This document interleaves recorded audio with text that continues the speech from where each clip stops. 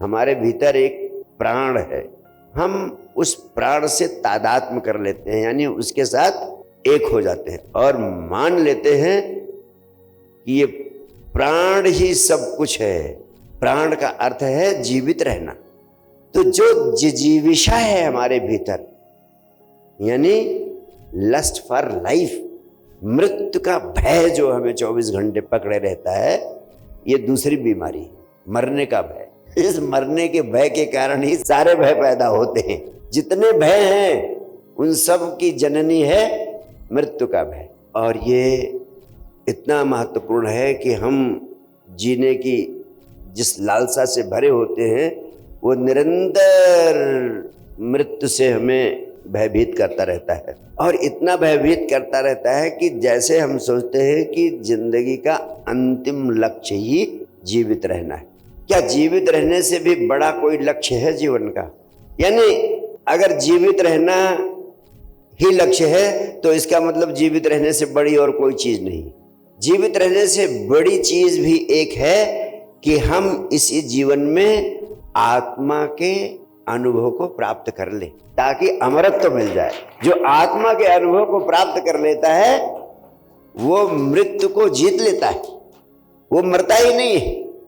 इसलिए lust for life, जीवित रहने की लालसा से भी श्रेयस्कर, उससे भी बड़ा लक्ष्य है कि हम मृत्यु के भय से बचने के बजाय अमरत्व के विज्ञान को जान लें और उस अमर तत्व के साथ एक हो जाए जो शरीर के छूटने पर भी उसका होश बना रहता है और वो कभी मरता नहीं। इसीलिए तो भगवान कृष्ण पूरी गीता में कहते हैं, नैनम छिंदन्ति शस्त्राणि नैनम दहति पावका, यानी आपको आग भी नहीं जला सकती, आपको शस्त्र भी नहीं मार सकते, आप मूल रूप से अमरत्व को उपलब्ध कर सकते हैं।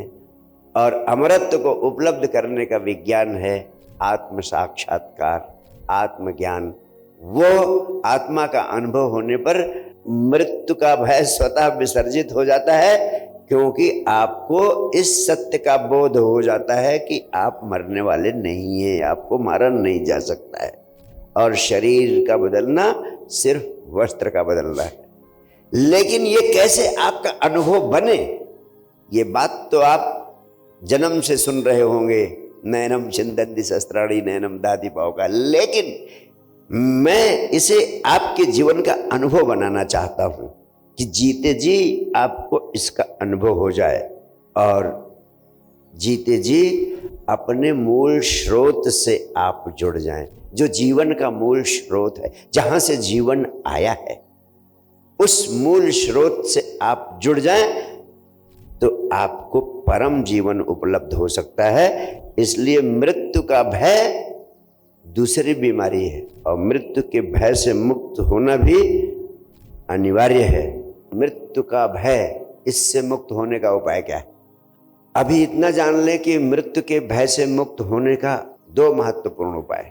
पहला उपाय है, आपकी हैसियत इस संपूर्ण अस्तित्व में एक तिनके से भी ज्यादा छोटी है और सब कुछ स्वतः हो रहा है, जैसे जीवन पर आपका कोई अधिकार नहीं था, आपको जीवन दे दिया गया, ऐसे शरीर भी आपसे ले लिया जाएगा किसी क्षण।